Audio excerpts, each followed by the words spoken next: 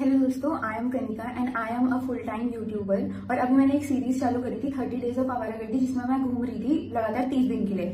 तो रिसेंटली मैंने उत्तराखंड का ट्रिप कंप्लीट करा एंड अभी मैं आ रही थी आसाम। और फर्स्ट एसी की टिकट ना मिलने की वजह से मैंने सेकंड एसी की टिकट बुक करी। मैंने सोचा फर्स्ट एसी सेकंड एसी दोनों में सेफ्टी तो होती ही है एंड मैंने बुक करी थी दिल्ली से कामाख्या रेलवे स्टेशन, जो कि गुवाहाटी में है, ब्रह्मपुत्र मेल, जो कि चलती है 11:40 के अराउंड। वो चलना स्टार्ट हो गई थी दिल्ली से। 3 से 4 बजे के करीब ट्रेन रुकी थी न्यू जलपाईगुड़ी जंक्शन में, जो कि है वेस्ट बंगाल में। ठीक है, तो उस टाइम पे मैं सो रखी थी एंड मैंने अपना फोन तकिए के नीचे रखा हुआ था एंड उसके ऊपर मेरा सर था। मैंने अपने केबिन का, अपनी सीट का पूरा पर्दा लगा के रखा हुआ था। सारी पूरी ट्रेन में ना, पूरी ट्रेन ऐसे वो रखी थी, अंधेरा हो रखा था और सबने अपने अपने ब्लैंक्स लगा रखे थे और सब सो रहे थे। और पता नहीं कब कोई बंदा आया।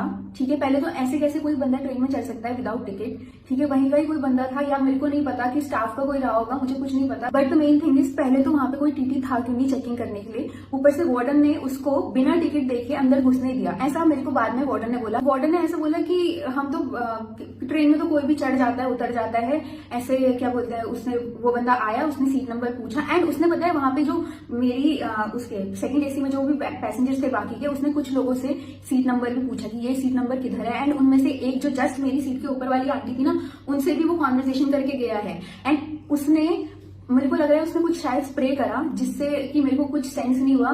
क्योंकि कोई भी अगर ऐसे ट्रैवल करता है तो माइंड तो अलर्ट रहता ही है। जरा सा भी थोड़ा ट्रेन में भी अगर थोड़ी कहीं से आवाज आती है, कुछ आती है, तो आंखें बार बार खुलती रहती है। वो बंदा, मेरा पर्दा उसने हटाया है, मेरे सर के नीचे से वो मेरा फोन ले गया है, उसने मेरे ऊपर वाली आंटी से बात करके गया है एंड मुझे कुछ पता भी नहीं लगा कि ये सब कैसे हुआ। तो मुझे ऐसा लग रहा है उसने शायद कुछ तो स्प्रे किया था।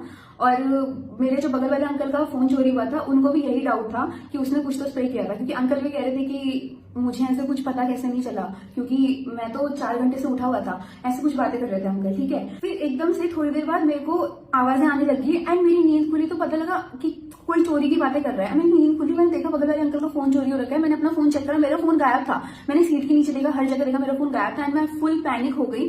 क्योंकि as a content creator, as a YouTuber, as a vlogger, हमारे लिए हमारा फोन कितना इंपॉर्टेंट होता है, क्योंकि उसमें सारी डेटा होते हैं, सारे ब्रांड की डिटेल्स होती हैं, जो भी है बहुत कुछ होता है एंड बहुत कुछ डेटा था उसमें। चलो डेटा की तो कुछ बात नहीं है, डेटा थोड़ा बहुत तो रिकवर हो ही जाएगा। बट उसने जो कुछ स्प्रे करा एंड मेरे को ऐसा हुआ कि भाई कुछ भी हो सकता था। वो तो मेरे पास एक स्पेयर फोन था जो कि मैं हमेशा अपने साथ रखती हूँ, वरना मैं कहाँ जाती, मैं क्या करती, मैं क्या होता मेरे साथ। मेरे को बहुत ज्यादा पैनिक हो गई मैं। भाई कौन कैसे नहीं सोचेगा इतना कुछ।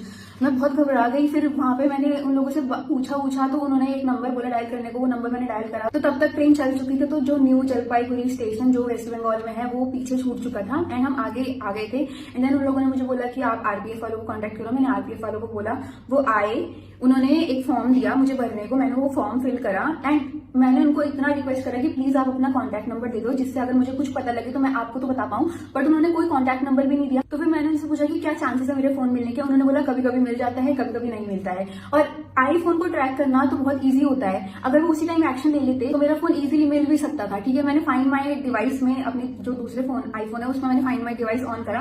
पहले तो कोई इन्फॉर्मेशन नहीं आई। उसके बाद 9, साढ़े 9 बजे करीब मेरा फोन ऑन हुआ और उसने मेरी मम्मी का फोन उठाया, क्योंकि मेरी मम्मी लगातार उस नंबर पे कॉल करी थी। और मेरी मम्मी का फोन उठाया उसने। फिर उसने मेरी मम्मी से थोड़ी सी बात करी, बोला कि मैं आरपीएफ का बंदा हूं एंड मुझे मिला है ये फोन चोर से, और आप मुझे इस फोन का पासवर्ड बता दो, मैं फिर ये फोन कोरियर कर दूंगा। मेरी मम्मी ने मना कर दिया। ठीक है, उसके बाद उसने दोबारा किसी दूसरे चोरी किए हुए फोन से मेरी मम्मी को दोबारा फोन करा। उसने बोला कि आप मुझे पासवर्ड बता दो, मैं फोन कोरियर कर दूंगा। वो पीछे पड़ गया था मेरी मम्मी को, बार बार बोला था कि आप पासवर्ड बताओ, पासवर्ड बताओ। मेरी मम्मी ने नहीं बताया और मेरी मम्मी ने बोला मुझे कैसे पता लगेगा, मेरी बेटी का फोन तो तुम चोरी करके ले गए हो। बाकी फिर मेरे पास कोई ऑप्शन नहीं बचा था। मैं वहां के नॉर्मल स्टाफ से बात कर रही हूँ कि भैया कुछ तो हो जाएगा ना, कैसे तो हो जाएगा। वो तो अच्छा है, मेरे पास ये दूसरा फोन था जिससे मैं अपनी फैमिली को कॉन्टेक्ट कर पा रही थी। तो मेरी फैमिली वालों ने मेरी बहुत हेल्प करी। मेरे भैया, मेरी मम्मी, सब लोग लगे हुए थे। मेरा अकाउंट वगैरह फ्रीज करवाए, सब कुछ करवा दिया था उन्होंने अपनी तरफ से जो जो कर सकते थे।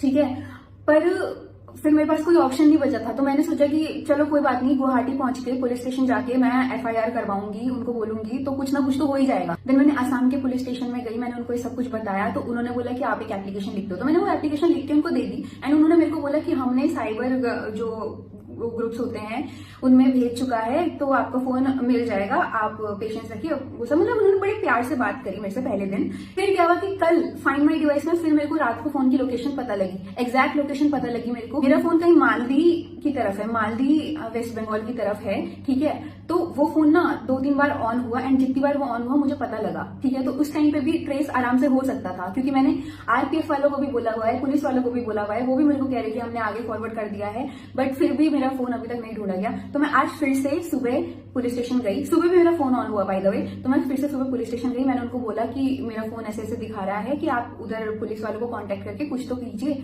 तो वो बोलते कि हमारे हाथ पे कुछ नहीं है, आप रेलवे पुलिस में चले जाओ। और ये चीज उन्होंने मेरे को कल नहीं बोली, वो मेरे को आज बोलते कि हम कुछ नहीं कर सकते, हमारे हाथ में नहीं है, आप रेलवे पुलिस में जाओ। फिर वहां पे वो तो बाय लक मेरे को वहाँ पे एक भैया पहचान के, उन्होंने कहा आप यूट्यूबर हो, एंड देन उन्होंने मेरी बहुत हेल्प करी, वो ही मेरे को मेन रेलवे पुलिस स्टेशन ले गए, एंड देन उनके थ्रू, उनकी वजह से मेरी एफआईआर फाइनली रजिस्टर हुई। एंड अभी भी वो फोन बार बार ऑन हो रहा है। सॉरी, वो मालदी नहीं, मालदा है, मालदा वेस्ट बंगाल, जो कि शिक्षा शिशु केंद्र के करीब दिखा रहा है कहीं पे मेरी फोन की लोकेशन। वो वहीं पे वो बंदा घूमे जा रहा है मेरा फोन लेके। फिर भी अभी तक किसी की साइड से भी कोई सपोर्ट नहीं मिल रहा है, क्योंकि अभी तक अगर वो घूम रहा है, वो बार बार फोन ऑन हो रहा है, तो कैसे ट्रेस नहीं हो सकता अभी तक।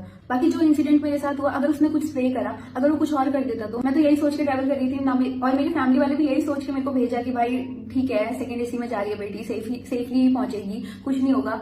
मैं इतना डर गई थी, क्योंकि मैंने सोचा चलो ठीक है, वो फोन ले गया, अच्छा हुआ मेरे पास पहले तो दूसरा फोन था। ऊपर से अगर वो कुछ और कर देता, तो अगर उसने मेरे को स्प्रे करके मेरे को बेहोश कर दिया, जो भी करके उसने मेरे तकिए के नीचे हाथ डाल के फोन ले गया है, तो ऐसे वो मेरे को उठा के तो लेके जा सकता था, कुछ भी हो सकता था भाई, इतना रिस्की। एंड कोई चेकिंग करने वाला वहां पे है नहीं। तो मैं जानना चाहती हूँ उस टाइम पे टीटी किधर थे, एंड वार्डन ने टिकट चेक क्यों नहीं करा, या तो मेरे को लग रहा है ये लोग सब मिले हुए हैं, मुझे कुछ नहीं